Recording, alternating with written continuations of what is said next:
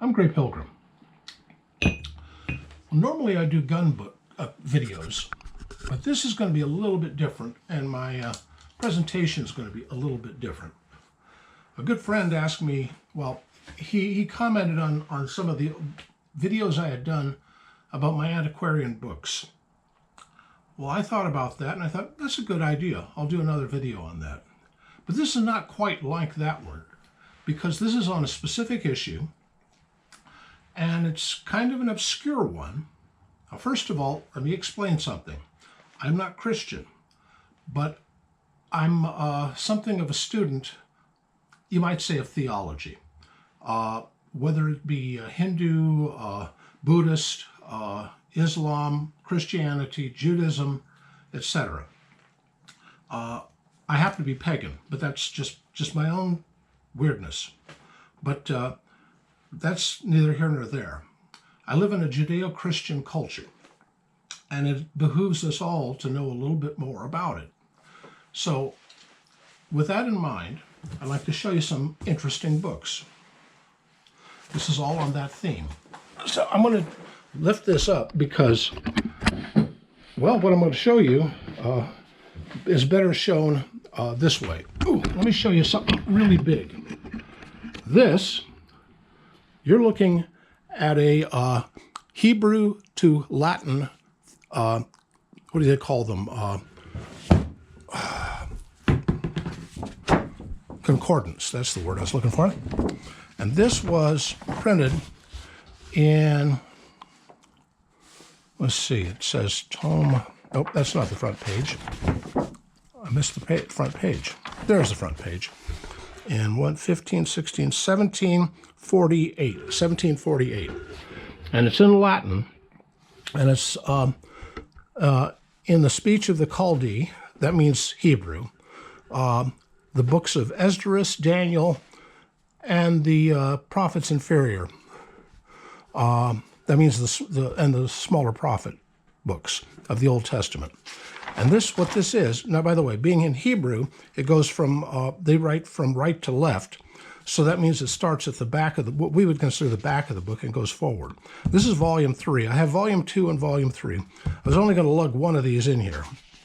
But as you can see, it's in Hebrew, but the notes and discussions are in Latin.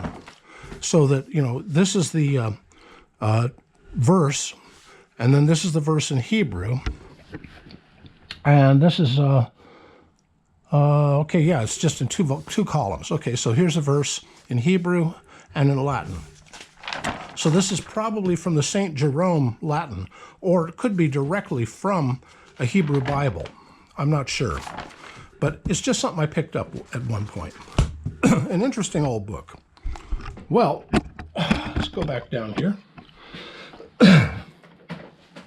With that in mind, I also have this.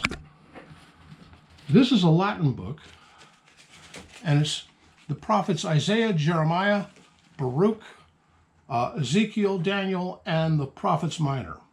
And it was printed in Antwerp in 1529. And it has such small print that there's no way in heck my modern eye could read it without a magnifying glass. I certainly have trouble reading it, but it's an interesting little book.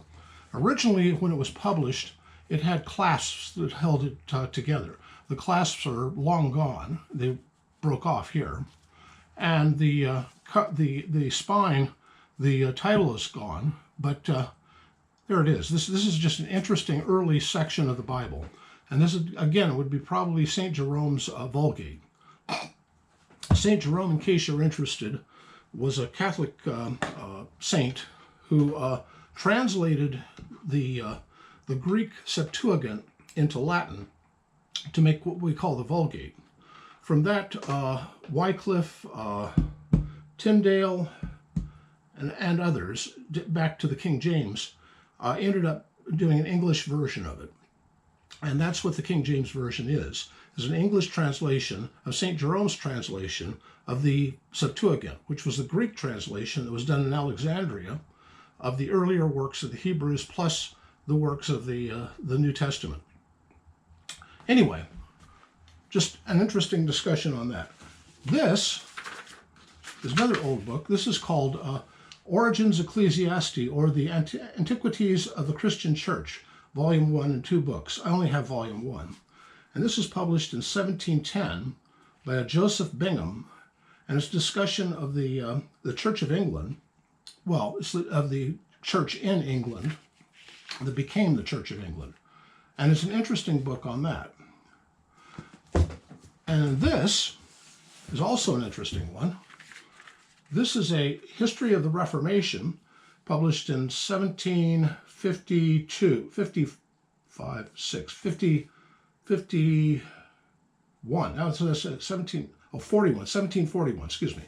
My Roman numerals are not the best in the world.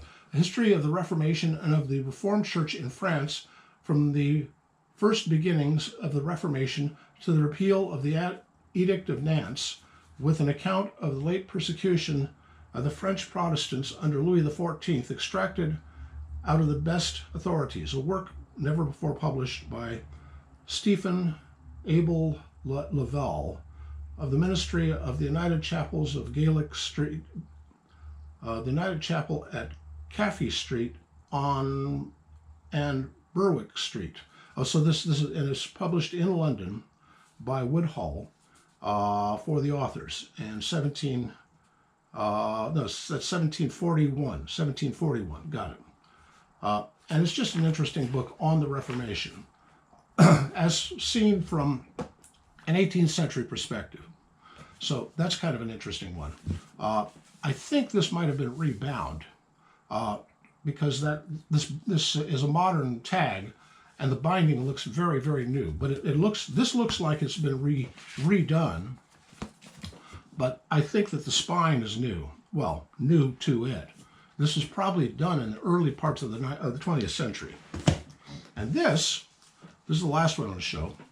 This is one that I got because I found it fascinating.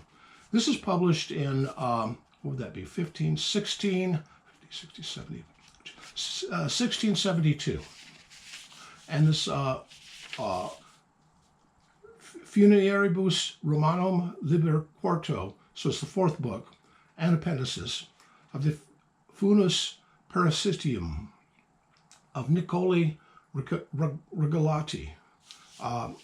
What it is a collection of, well, if you ever go to Rome, what you'll see on the Appian Way or any of the other major roads going into Rome, Rome had a rule that inside the wall of Rome you couldn't bury anybody. So all of the burials in Rome take place in mausoleums that align the Appian Way and the other roads. And these go back to the early empire. And what this guy did, is he went along there and wrote down the various epitaphs on these funeral monuments. And so here, this is just like here, this is one in Latin. No, actually it was in Greek, and then this is his Latin translation of the Greek. Here's another Greek one. Many of them are in Greek, and I should point this out.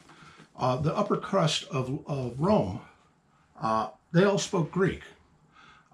Latin was the lingua franca of Rome itself, but Greek was the language of the aristocrat of the time. Sort of like in the 18th century, everybody spoke French. Let me get over here. They would speak French to each other. Well, in like manner, in 200 AD, the Romans all spoke Greek to each other. It was considered to be very, very sophisticated if you spoke that. So when they died, of course, they would write their epitaphs in Greek.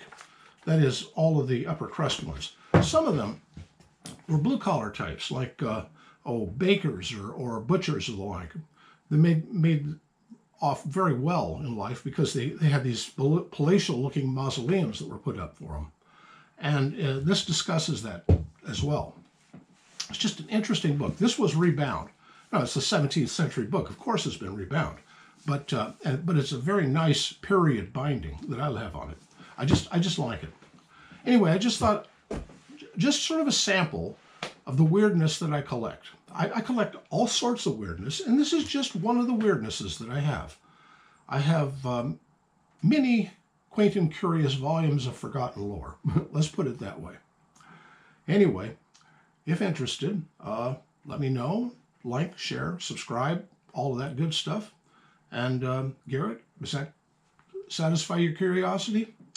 Happy trails.